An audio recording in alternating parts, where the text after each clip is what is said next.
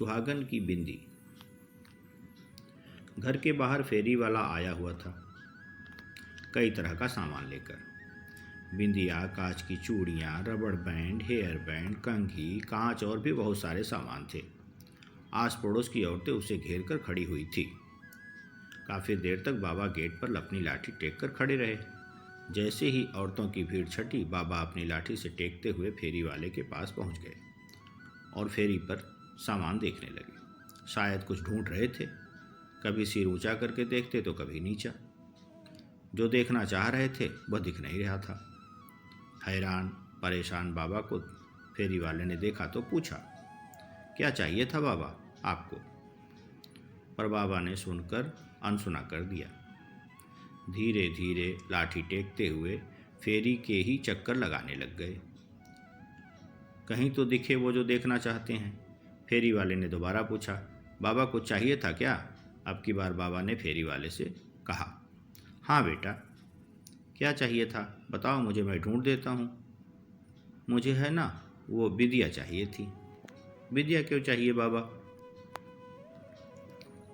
बाबा ने अम्मा की तरफ इशारा करते हुए बताया, अरे मेरी पत्नी के लिए चाहिए समझदार। बाबा का जवाब सुनकर फेरी वाला हंस दिया। किस तरह की बिंदिया चाहिए? बड़ी बड़ी गोल बिंदिया चाहिए, बिल्कुल लाल रंग की। फेरी वाले ने बिंदिया का पैकेट निकाल कर दिया। यह देखो बाबा, ये वाली। अरे नहीं नहीं, ये वाली नहीं, बिल्कुल लाल सी। फेरी वाले ने वो पैकेट रखा और दूसरा पैकेट निकाल कर दिया। बाबा ये वाली। अरे तुझे समझ में नहीं आता क्या? बिल्कुल लाल लाल बिंदिया चाहिए।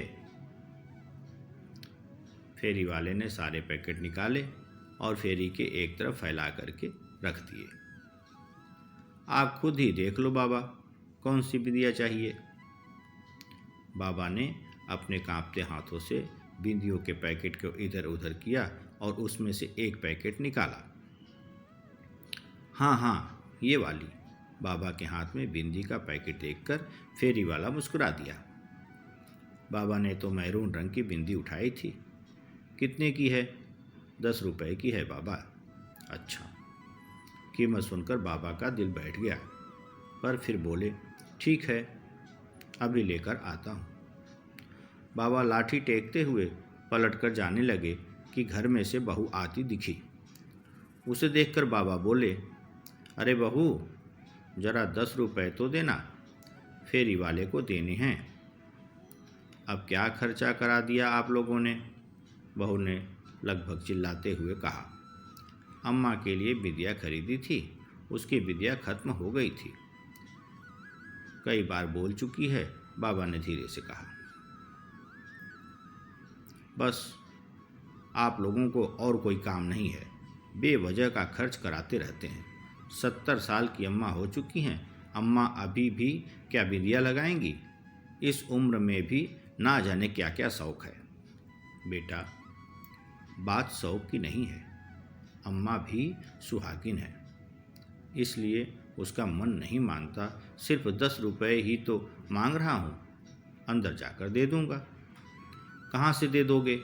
वो जो पैसे दोगे वो भी तो मेरे पति की कमाई है, मेरे पास कोई पैसे नहीं है। इतना कर बहू बड़बड़ाती हुई अंदर आ गई। अम्मा ने अपनी खाट पर लेटे लेटे ही बाबा को इशारा किया। बाबा ने पलटकर बिंदी फेरी में वापस रख दी और लाठी टेकते हुए अम्मा के पास आकर बैठ गए। बाबा ने देखा अम्मा की आंखों में आंसू थे। माफ़ करना पार्वती, मैं तेरी छोटी सी इच्छा भी पूरी न कर पाया। रहने दो जी, बेचारी बहू भी परेशान हो जाती होगी, काहे दिल पर लेकर बैठे हो? बिंदी ही तो थी। हाँ, बिंदी ही तो थी, कौन सी हजारों रुपए की आ रही थी? बाबा ने व्यंग से हंसते हुए कहा। बिंदी ही तो लगानी है जी। एक काम करो, पूजा घर में हिंगुल ले आओ, उसी से लगा देना, पर आज अपने हाथों से ही बिंदी लगा दो। बाबा ने अम्मा की बात सुनी और फिर लाठी टेकते हुए पूजा घर में गए। थोड़ी देर बाद बाबा हाथ में हिंगुल लिए अम्मा के पास पहुँचे। लो पार्वती उठो, मैं तुम्हें बिंदी लगा देता हूँ। पर अम्मा ने कोई हलचल ना दिखाई। बाबा ने दोबारा कहा, पार्वती, ओ पार्वती, सो गई हो क्या? तेरी बड़ी इच्छा थी ना बड़ी सी लाल बिंदी लगाने की। ले देख, मैं हिंगुल ले आया हूँ, अब बड़ी सी लाल बिंदी लगा दूंगा, पर तू बैठ तो सही। पर अम्मा बिल्कुल शिथिल पड़ी हुई थी, शरीर में कोई हलचल ना थी। बाबा का दिल बैठ गया, हाथ में हिंगुल लिए अम्मा के पास ही बैठ गए। आंखों में से झरझर आंसू बह रहे थे, पर एक भी बोल न फूटा। अम्मा जा चुकी थी हमेशा के लिए। थोड़ी देर में रोना धोना मच गया।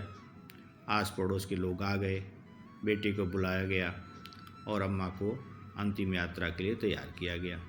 अम्मा को नहला धुलाकर सुहागन की तरह तैयार कर अर्थी पर लेटाकर बाहर लाया गया। बाबा ने देखा अम्मा के माथे पर बड़ी सी लाल बिंदी लगी थी। बाबा उठे और घर में गए। थोड़ी देर बाद बाहर आए और धीरे धीरे अम्मा की अर्थी के पास गए और अम्मा के माथे पर से बिंदी हटा दी। बाबा, क्या कर रहे हो? अम्मा सुहागन थी, आप बिंदी क्यों हटा रहे हो? बेटे ने कहा। बेटा, उसका पति बिंदी खरीदने की औकात नहीं रखता था, इसलिए हटा रहा हूँ। सुनकर सब लोग अवाक रह गए, बहुत शर्मसार हो गई। सबने देखा बाबा अपने हाथ में लाए हिंगुल से एक बड़ी सी लाल बिंदिया अम्मा के माथे पर लगा रहे हैं। थोड़ी देर बाद बहू की चित्कार छूट गई।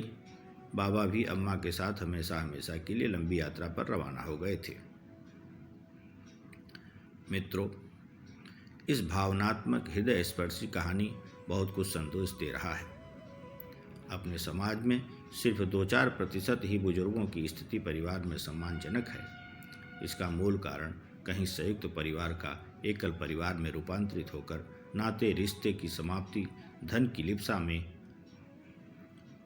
अंधी दौड़ एवं लड़के लड़कियों का अधिक पढ़कर सभी से अधिक जानकारी व बुद्धिमान होने का झूठा अभिमान, किताबी ज्ञान का होना परंतु व्यवहारिक ज्ञान की कमी।